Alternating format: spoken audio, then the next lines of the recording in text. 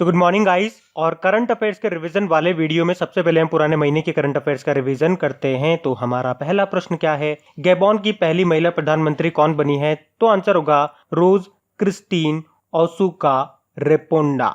रेपोंडा से याद रख लो आप, गैबोन की पहली महिला प्रधानमंत्री बनी है ये। सेंट्रल अफ्रीकन कंट्री है गैबोन, जिसकी कैपिटल है लिब्रेविले और करेंसी है CFA फ्रैंक। फिर है भारत का पहला नंबरलेस कार्ड लॉन्च किया किसने?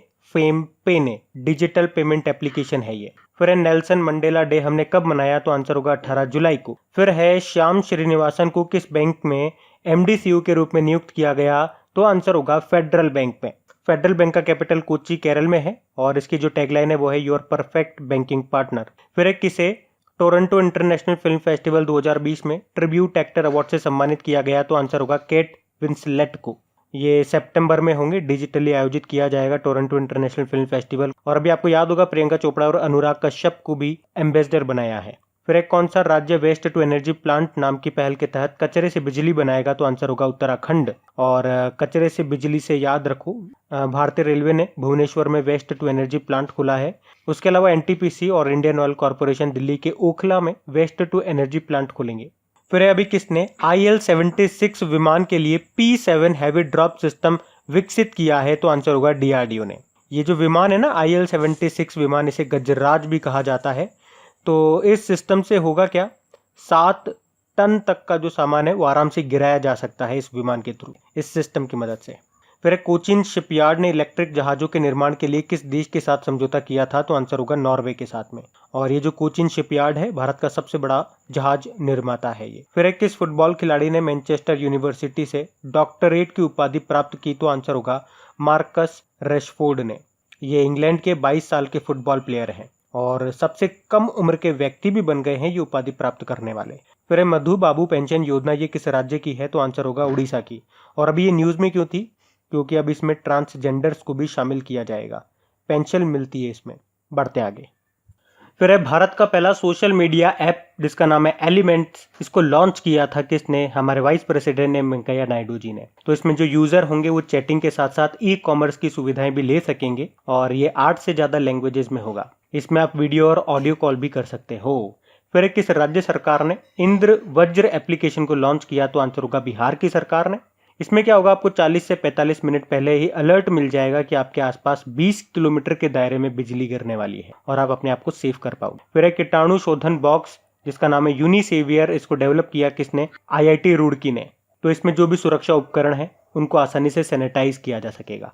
फिर दुनिया के सबसे बड़े कोविड-19 अस्पताल का उद्घाटन किया अभी, कहाँ पे? आपको पता है ये दिल्ली में। और इसका नाम क्या है? इसका नाम रखा है Sardar Patel Covid centre. 10,000 bed की सुविधा है यहाँ पे और इसका उद्घाटन किया था दिल्ली के लेफ्टिनेंट गवर्नर अनिल बैजल ने। फिर किस एयरलाइन ने टफ कुकी अभियान की शुरुआत की थी? तो आंसर होगा इंडिगो ने। इसमें क्या होगा, 2020 के एंड तक जो भी डॉक्टर वगैरह नर्से वगैरह हैं उनको 25% डिस्काउंट दिया जाएगा। इंडिगो का हेडक्वार्टर मिलेगा आपको गुरुग्राम में। फिर किस स्मॉल फाइनेंस बैंक ने वीडियो KYC के माध्यम से खाता खोलने की सुविधा शुरू की? तो आंसर होगा इक्विटास स्मॉल फाइनेंस बैंक ने, जिसका हेडक्वार्टर आपको मिलेगा चेन्नई में। अच्छा, इससे पहले किस किस बैंक ने वीडियो KYC की सुविधा शुरू कर दी है? तो पहले करी थी, हमने देखा था कोटक महिंद्रा बैंक ने। फिर ICICI बैंक ने भी शुरू कर दी है। फिर है किस राज्य सरकार ने आसपास नाम की हेल्पलाइन सर्विस को शुरू किया? तो आंसर होगा मध्य प्रदेश की सरकार ने। तो मध्य प्रदेश ने सुसाइड की घटनाओं को रोकने के लिए इसको शुरू किया। मध्य प्रदेश की बैतूल जिला पुलिस ने इसको एक्चुअली में शुरू किया है। फिर एक खेल मंत्रालय ने जूनियर खिलाड़ियों के लिए कौन सी योजना शुरू की? तो आंसर होगा टॉप्स योजना। टॉप्स मतलब होता है टारगेट ओलंपिक पोडियम स्कीम। वैसे सीनियर खिलाड़ियों के लिए तो ये पहले से चल रही है।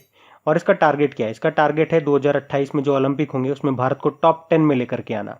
और ये कैसे होगा? जो खिलाड़ी अच्छा खेल रहे हैं उनको और अच्छे तरह की लेवल की ट्रेनिंग दी जाएगी, इंटरनेशनल लेवल की ट्रेनिंग दी जाएगी, उनका ध्यान रखा जाएगा ताकि वो अच्छा परफॉर्म करें। फिर कोरोना वायरस के खिलाफ दवाओं की पहचान करने के लिए शुरू की गई ऑनलाइन प्रतियोगिता का नाम क्या है? Drug discovery hackathon. फिर किस देश में G4 स्वाइन फ्लू वायरस मिला? तो आंसर होगा चाइना में। तो वहाँ के स्थानीय सुअरों में पाया गया ये H1N1 स्वाइन फ्लू का ही अनुवांशिक वंशज है ये G4 स्वाइन फ्लू। बढ़ते हैं आगे। तो चलिए कल के करंट अफेयर्स को भी रिवाइज करते हैं। तो पहला प्रश्न हमारा क्या है? CRPF के नए महानिरीक्षक यानी कि इंस्पेक्टर जनरल के रूप में किसे नियुक्त किया गया? तो आंसर होगा PS रानीपसे को। सीआरपीएफ इसकी स्थापना 1939 में हुई थी और अभी आपको याद भी होगा 27 जुलाई को हमने इसका 82वां 82th स्थापना दिवस मनाया था। इसके डायरेक्टर जनरल हैं एपी माहेश्वरी और इसका मोटो है सर्विस एंड लॉयल्टी। फिर है 2021 में आईसीसी T20 वर्ल्ड कप की मेजबानी कौन सा देश करेगा, तो ये करेगा भारत। और 2020 में जो होने वाले थे ICC men's T20 world cup वो अब 2022 में होंगे और वो कहाँ पे होंगे, वो ऑस्ट्रेलिया में होंगे। आईसीसी की बात करेंगे, दुबई में मिलेगा हेडक्वार्टर और इसके सीईओ हैं मनु सानी। फिर है भारत किस देश में होने वाले काउकेज 2020 अभ्यास में हिस्सा लेगा, तो ये होगा रशिया में, रशिया के अस्त्राखान में। ये एक मल्टीलेटरल एक्सरसाइज है, मतलब और भी कई देश होंगे इसमें जिसमें भारत भी होगा। फिर अमेजिंग अयोध्या नाम की बुक को अभी किसने लिखा है, नीना रॉय ने लिखा है। इसे इसी साल नवंबर में लॉन्च किया जाएगा। फिर Punjab national bank housing finance के नए एमडी सीईओ किसे नियुक्त किया गया, हरदयाल प्रसाद को।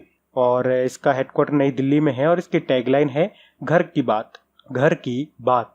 फिर किस यूनियन टेरिटरी ने इलेक्ट्रिक वाहन पॉलिसी लॉन्च की है, तो आंसर होगा दिल्ली ने। तो इसमें क्या होगा, जो भी लोग इलेक्ट्रिक व्हीकल खरीदेंगे उनको रजिस्ट्रेशन फीस नहीं देना होगा और जो भी रोड टैक्स लगता है वो भी उनके लिए फ्री होगा। साथ में 1.5 लाख रुपए तक की प्रोत्साहन राशि भी उनको दी जाएगी। फिर आरबीआई के बिना इंटरनेट के कितने दिनों तक ट्रांजेक्शन की सुविधा शुरू की है। बिना इंटरनेट के मतलब कितने रुपए तक आप लेन देन कर सकते हो, ट्रांजेक्शन कर सकते हो, तो 200 रुपए तक। इससे क्या होगा, जिन क्षेत्रों में इंटरनेट की सुविधा नहीं है वहां पर भी लोग डिजिटली पैसा ट्रांसफर कर पाएंगे। तो मैक्सिमम 200 रुपए है, ध्यान रखना। फिर किस राज्य ने किसानों के लिए केशु इंडिया एप्लीकेशन को लॉन्च किया है, तो आंसर होगा कर्नाटक की सरकार ने।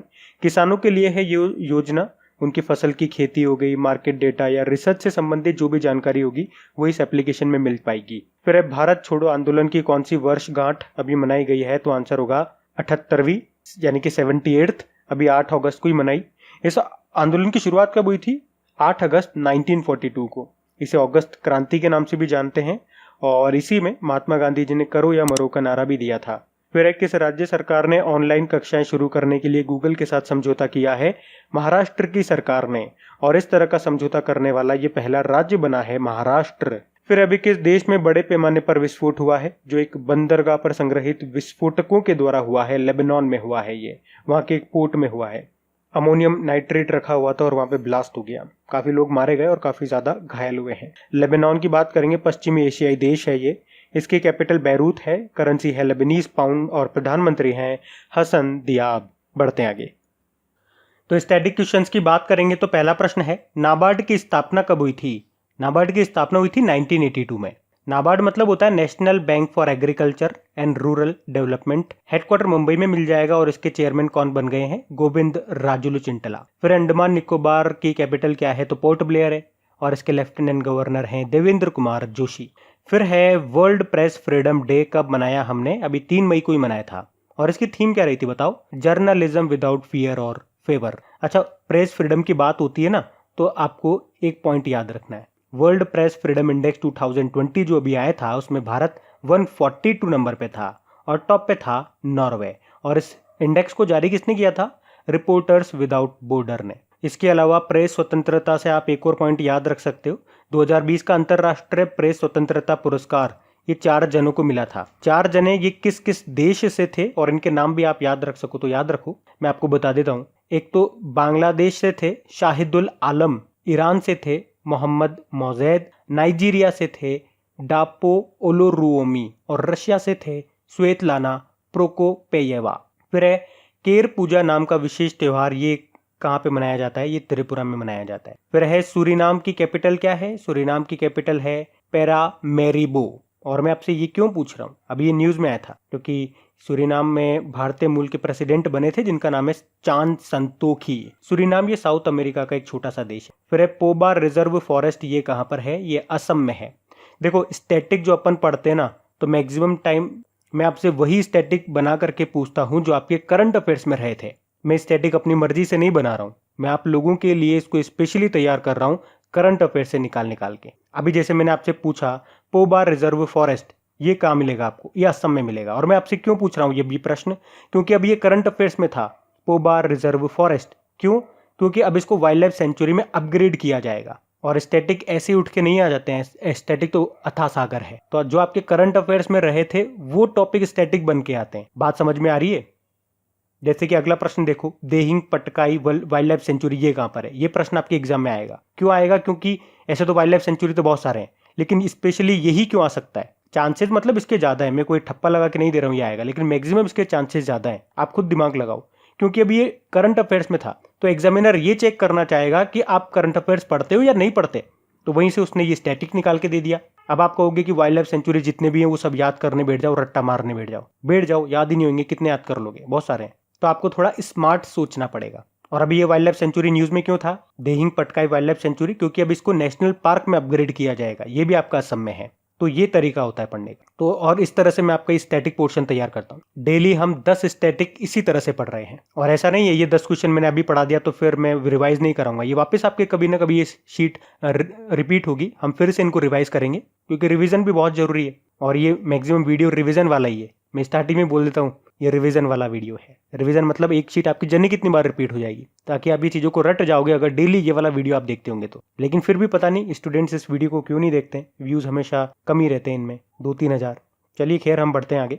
फिर है गोल्ड से बना पहला होटल, ये कहाँ पे बना है? तो ये दुनिया का पहला गोल्ड से बना होटल है, वियतनाम में बना है, वियतनाम की कैपिटल हनोई में। वियतनाम की करेंसी है वियतनामीज डोंग। फिर है विश्व मलाला दिवस, हमने कब मनाया? अभी 12 जुलाई को मनाया है। फिर है इंटरनेशनल ओलंपिक कमेटी का हेडक्वार्टर, ये आपको मिलेगा लॉजेन स्विट्जरलैंड में। इसके अध्यक्ष कौन है इंटरनेशनल कमेटी के, ओलंपिक कमेटी के? थॉमस बक हैं। और अगर आपसे पूछा जाए इंटरनेशनल ओलंपिक डे हमने कब मनाया, तो आंसर होगा 23 जून को। बढ़ते हैं आगे। और हाँ गाइज, अगर वीडियो को अभी तक आपने लाइक शेयर नहीं किया है, इसे लाइक शेयर करना भूल गए हैं, तो प्लीज इसे एक लाइक जरूर दीजिएगा अगर आपको वीडियो अच्छा लगता है तो। और अगर आप इसे शेयर करके सपोर्ट कर सकते हैं तो अपने किसी एक मित्र के साथ, या अगर आपका कोई स्टडी ग्रुप है तो वहां पे इसे शेयर जरूर कर देना। और अगर क्रैक एग्जाम एप्लीकेशन पे आप क्विज वगैरह सॉल्व करते हैं तो मेरी एक रिक्वेस्ट है आप लोगों से, अगर वहां पे कोई एडवर्टीजमेंट आपको दिखता है तो प्लीज उस पर एक बार क्लिक जरूर कर दिया करें। मुश्किल से 1-8 सेकंड आपका खर्च होगा, लेकिन उस एप्लीकेशन को और बेहतर बनाने में मुझे थोड़ा बहुत सपोर्ट मिलेगा, तो मुझे थोड़ा बहुत सपोर्ट जरूर करना। बढ़ते हैं आगे। तो अब इंपॉर्टेंट डेज की बात करेंगे। तो हमारा पहला प्रश्न है वर्ल्ड ऑटिज्म अवेयरनेस डे, ये हमने मनाया 2 अप्रैल को। फिर अंतर्राष्ट्रीय खदान जागरूकता दिवस, ये हमने मनाया 4 अप्रैल को। इसे अंग्रेजी में ही इंटरनेशनल माइंस अवेयरनेस डे कहते हैं। फिर राष्ट्रीय समुद्री दिवस, नेशनल मैरीटाइम डे, ये 5 अप्रैल को हमने मनाया है। और इसकी थीम क्या थी? Sustainable shipping for a sustainable planet, यानी कि स्थायी ग्रह के लिए सतत शिपिंग। अब याद रखना, ये नेशनल मैरीटाइम डे है। एक वर्ल्ड मैरीटाइम डे भी होता है, सितंबर के लास्ट थर्सडे को मनाते हैं वो हम। फिर अंतर्राष्ट्रीय अंतरात्मा दिवस, इंटरनेशनल डे ऑफ कॉन्साइंस, ये हमने पहली बार मनाया अभी 5 अप्रैल को ही। फिर इंटरनेशनल स्पोर्ट्स डे हमने 6 अप्रैल को मनाया है। और नेशनल स्पोर्ट्स डे हम कब मनाते हैं? तो 29 अगस्त को मनाते हैं, इसी महीने हम मनाएंगे, अभी देखना आगे। जो महान हॉकी प्लेयर थे ना हमारे मेजर ध्यानचंद जी, उनके जयंती को मनाते हैं। फिर वर्ल्ड हेल्थ डे हम मनाते हैं 7 अप्रैल को। और इस बार की थीम क्या थी? Support nurses and midwives. फिर विश्व होम्योपैथी दिवस, ये हमने 10 अप्रैल को मनाया है, जिसकी थीम क्या थी? Enhancing the scope of homeopathy in public health. फिर राष्ट्रीय सुरक्षित मातृत्व दिवस, नेशनल सेफ मदरहुड डे, 11 अप्रैल को मनाया। फिर अंतर्राष्ट्रीय मानव अंतरिक्ष दिवस, यानी कि international day of human space, ये 12 अप्रैल को मनाया था हमने। और अंतरिक्ष में जाने वाले पहले व्यक्ति भी थे यूरी गागरिन, यूएसएसआर से थे। फिर पहला विश्व चगास दिवस, वर्ल्ड चगास डिजीज डे, ये हमने अभी 14 अप्रैल को मनाया है। तो गाइज, ये था आज का हमारा करंट अफेयर्स का रिवीजन वाला वीडियो। अगर वीडियो अच्छा लगा हो तो प्लीज एक लाइक जरूर करना, और अपने दोस्तों के साथ में इसे शेयर करना मत भूलना। कम से कम एक स्टडी ग्रुप में आप इसे शेयर जरूर करा करें। अब कुछ क्वेश्चंस आप लोगों से पूछे जाएंगे, क्वेश्चंस आप लोग लगाइएगा और देखिएगा कितने क्वेश्चंस आप लोगों से बन पा रहे हैं।